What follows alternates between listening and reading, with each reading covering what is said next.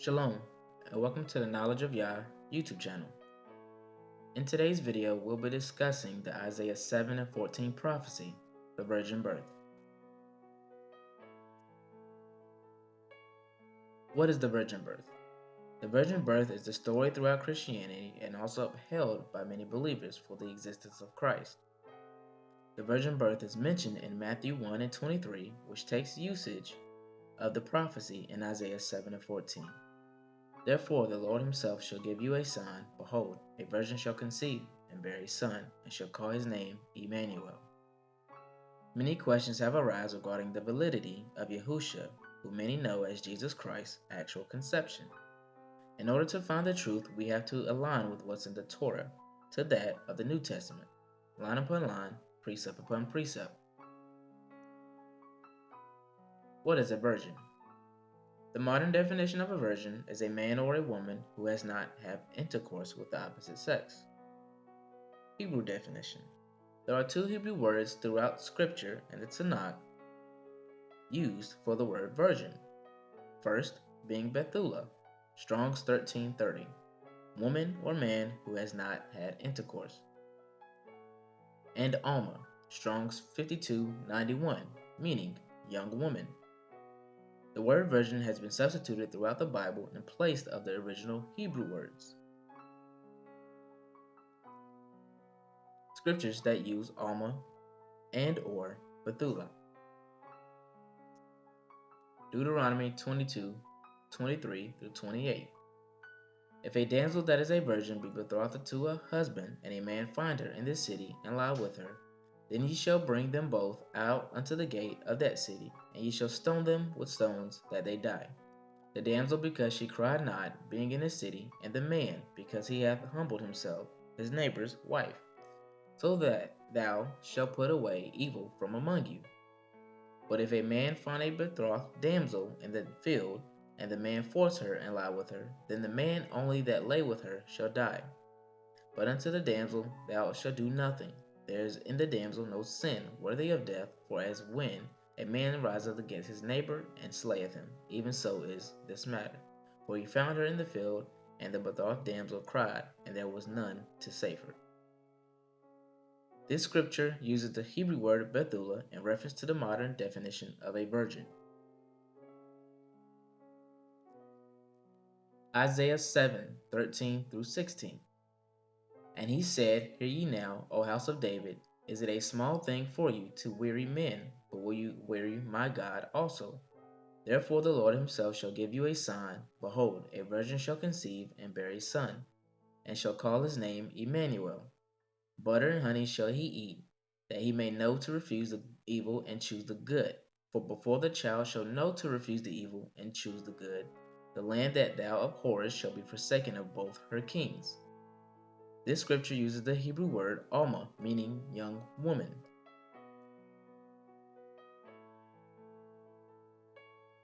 Now that we have the original definition of the word virgin, let's look now into the Isaiah 7:14 prophecy in reference to its usage in Matthew 1 and 23.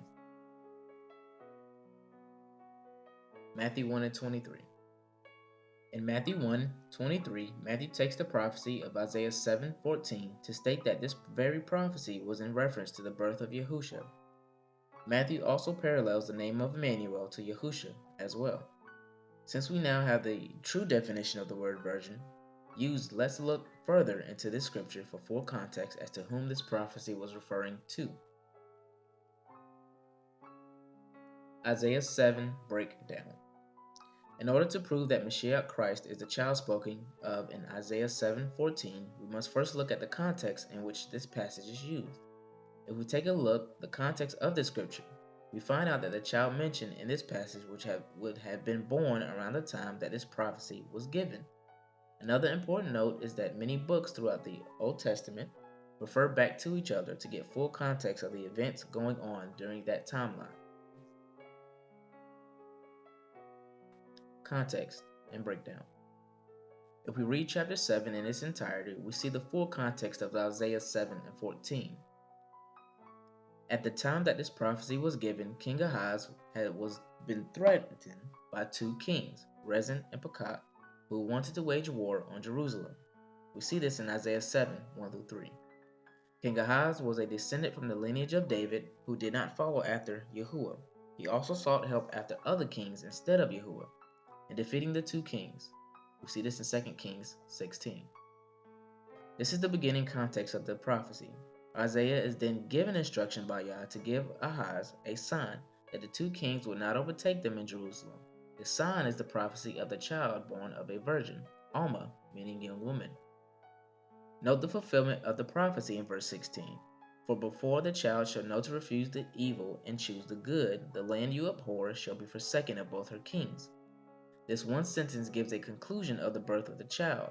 So this means that by the time the child is old enough to know good and evil, both King Rizin and King Pekah will be destroyed. So Christ could not have been born here, but let's continue. Breakdown continued. Another important note that I did not mention earlier is the name of Isaiah's first son that he took with him to meet King Ahaz in Isaiah 7, 3 through 4. Isaiah's son, Sher Yashuv, means a remnant shall return. Isaiah 7:14. In Isaiah 7, there are mention of two kings, Rizin and Pekah, as we mentioned earlier, who went to wage war against Jerusalem but did not prevail. In Isaiah 7, 3 through 9, Isaiah was instructed by Yah to meet the King Ahaz. King Ahaz was told not to fear that in 65 years, 65 years, Rizin and Pekah would be destroyed. In verse 14, Yahuwah gives Ahaz a sign. This sign would be a son born to him, not Joseph, to a virgin, Alma. Therefore the Lord himself shall give you a sign. Behold, a virgin shall conceive and bear a son, and shall call his name Emmanuel. Butter and honey shall he eat, that he may know to refuse the evil and choose the good. But before the child shall know to refuse the evil and choose the good, the land that thou abhorrest shall be forsaken of both her kings, Rizin and Pekah. The name Emmanuel.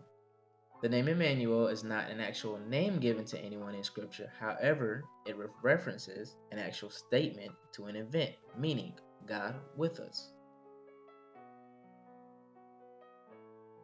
Isaiah 7 and 14 continue. King Ahaz was told that before the child born to him would know to choose good and evil, that the land which they abhorred, hated, would be forsaken of its two kings, Rizin and Pekah. The accounts of both Rizin and Pekah's deaths are recorded in the book of 2 Kings. For Pekah's death, read 2 Kings 15 and 30. For Rizin's death, 2 Kings 16, 8 through 9. These passages describe the death of the two kings who are the same kings mentioned in Isaiah chapter 7 that were to be destroyed before the child knew good and evil. Isaiah 8. The Lord spake also unto me again, saying, Forasmuch as this people refuseth the waters of Shaluah that go softly, and rejoice in Rizin, and Remaliah's son, Pekah, now therefore, behold, the Lord bringeth up upon them the waters of the river, strong and many, even the king of Assyria, and all his glory. And he shall come up over all his channels, and go over all his banks. And he shall pass through Judah, he shall overflow and go over, he shall reach even to the neck, and the stretching out of his wings shall fill the breadth of thy land, O Emmanuel. Associate yourselves, O ye people, and ye shall be broken in pieces. And give ear, all ye of far countries, gird yourselves, and ye shall be broken in pieces. Gird yourselves, and ye shall be broken in pieces. Take counsel together, and it shall come to naught. Speak the word, and it shall not stand, for God is with us. Isaiah 8 context. Isaiah 8, 5 through 10 gives a little more detail as what the name of Emmanuel means, which means El with us. In this passage, it is described that a king of Asher would come and try to overthrow and destroy Judah. Notice how verse 9 is encouragement to Israel to not be afraid of this king, for Yah would not allow the king of Asher to prosper. Verse 10 follows with the following statement, For El is with us. I also want to note that the child mentioned in Isaiah 7:14 is the same child mentioned in Isaiah 9:6 through 7. Remember that these prophecies are connected to the timeline in which these events took place. In verse 8 through 4, Isaiah is given a name of a second child, his son. The name of this son is Maher-shalal-Hashbaz. The prophecy for this child is that by the time he is able to talk, the spoil and riches of Damascus and Shomeron will be taken away from the king of Ashur. Damascus and Shomeron were also places that Rezin and Pekah reigned over. Who is the child of Isaiah 7 and 14? Based on my studies of this prophecy and my reading, it is my belief that the child mentioned in Isaiah 7 and also 9 is in fact Hezekiah, son of Ahaz. Hezekiah became king after the death of his father Ahaz and in fact encountered a king of Ashur by the name of Canshuri. For Hezekiah's reign, you can read 2 Chronicles 29 through 32 and 2 Kings 18 through 20.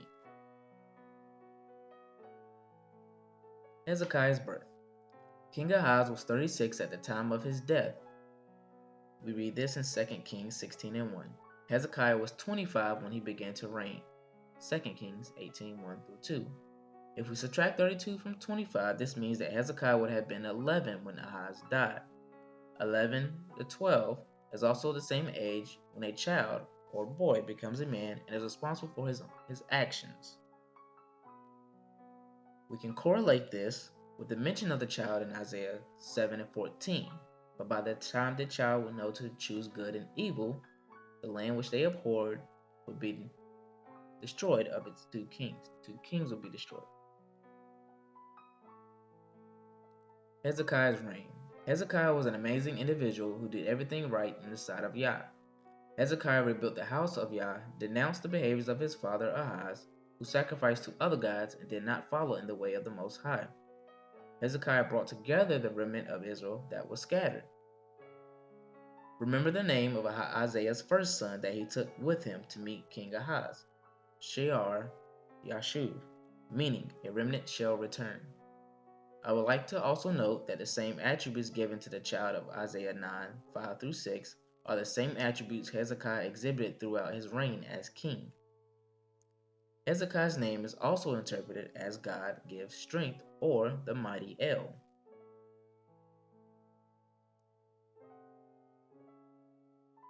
Isaiah 8, 5 through 10, connection to Hezekiah. While reading the story of Hezekiah and his reign, I noticed something that was quite interesting, and that was the speech he gave Israel before going to war with the king of Ashur, the same king mentioned in Isaiah 8, 5 through 10. If you closely read the event of 2 Chronicles 32, it matches closely to the event in Isaiah 8, 5 through 10. The speech Hezekiah gives is Israel in 2 Chronicles 32, 7 through 8, that he gives to Israel, matches the meaning of Emmanuel, which is also the meaning given to the event in Isaiah 8, verse 10. Notice the semicolons used after the verse. Many times in Scripture, semicolons are used to connect the meaning of a name or event. 2 Chronicles 32, 7 through 8. Be strong and courageous, be not afraid, nor dismayed, for the king of Ashur, nor for the fall of the multitude that is with him. For there be more with us than with him. With him is an arm of flesh, but with us is Yahuwah to help us, and to fight our battles. And the people rested themselves upon the words of Hezekiah, king of Judah. These are additional scriptures that you can study and look into for both Hezekiah's reign and King Ahaz's reign.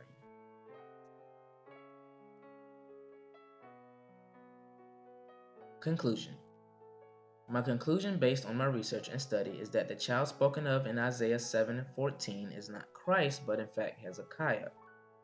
Due to the timeline and context in which the prophecy was given, the fact that Isaiah was also alive during both Ahaz and Hezekiah's reign, along with the events that correlate throughout the context of the prophecy, leads me to believe that Hezekiah is in fact the child spoken of in Isaiah 7:14.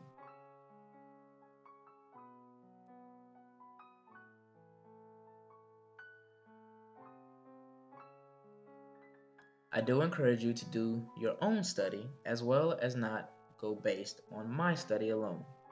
Let the Most High lead you in your study, and may you come to the truth as He guides you. Shalom.